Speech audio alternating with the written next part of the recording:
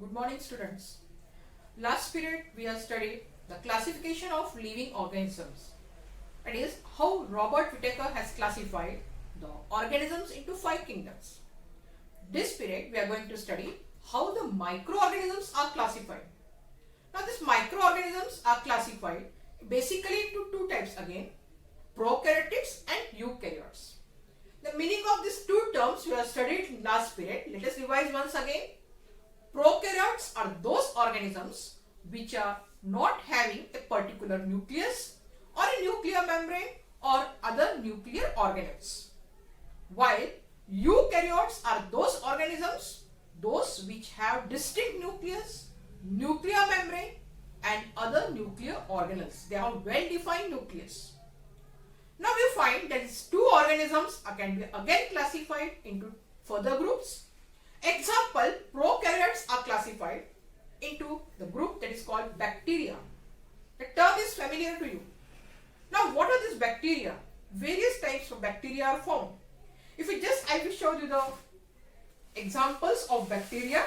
Now here actually you find this central diagram. Only see the central diagram. Don't see the concentrate on other diagrams. If you see this diagram, you find here it is mentioned bacteria.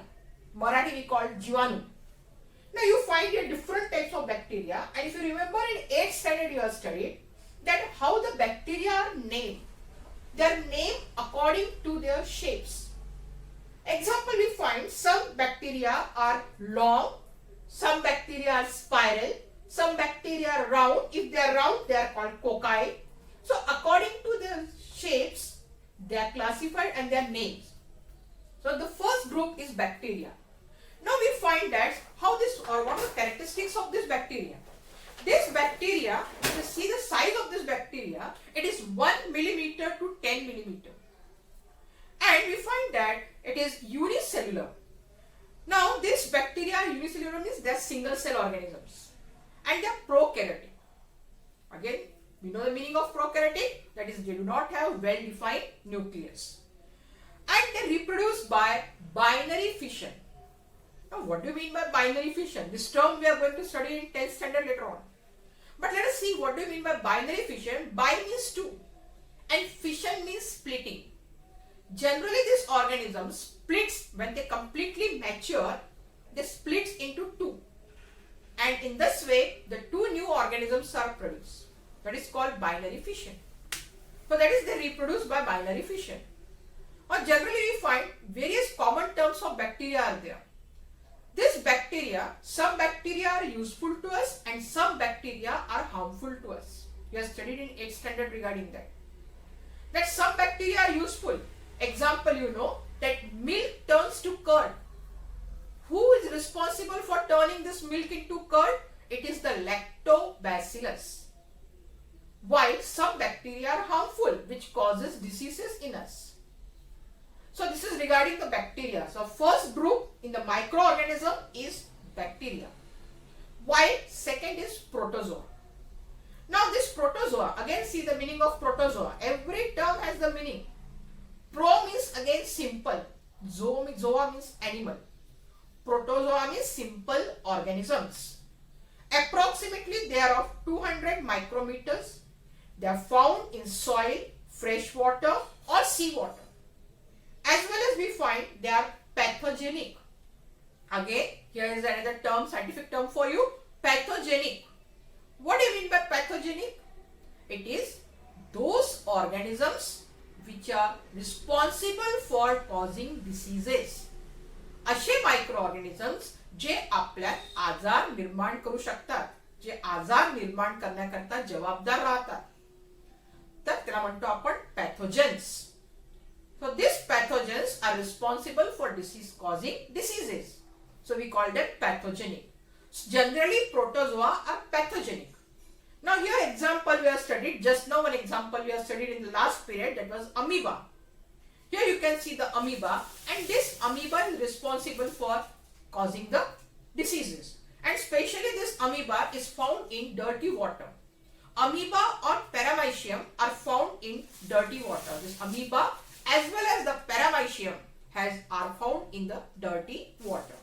Or we see entamoeba. That is just relative of amoeba. Now what does the entamoeba do? They are responsible for, it is also parasitic, and they are responsible for disease called amoebiosis. Now here just now I used the term parasitic. Now again, what do you mean by parasitic? Parasite means those which get their food from other living organisms. Parasites are those organisms which get their food from other living organisms. So even entamoeba is also parasitic. Further we find that Plasmodium. Now we find generally if somebody asks you who is responsible for causing malaria, you just immediately answer mosquito. But if I say your answer is wrong, you'll be surprised for that. Remember, mosquito does not cause malaria. It is the Plasmodium. It is a type of protozoa. Plasmodium vivax. This organism is responsible for causing malaria. Then what does the mosquito do? It just spreads this protozoa. So remember, it is the Plasmodium who is responsible for causing malaria. Similarly, there is one more organism, very common organism in this group. It is Euglena. But remember, Euglena is the organism which is autotrophic. It is not parasitic. If this organism is autotrophic, means it prepares its own food, it does not depend on the others, or it does not get their food from other living organisms.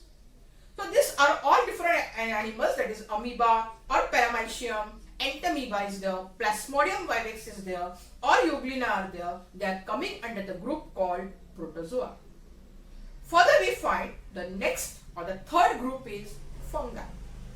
This also we have studied. The various fungi we have studied. We have shown in the chart. Once again I will show the chart. The size of this fungi is 10 micrometer to 100 micrometer. Approximately I am giving the size. And they are found on decaying organic matter or dead bodies. Now one term we have studied for this meaning, that is called saprophytes. We say fungi are saprophytes. That is, they grow on dead and decaying matter.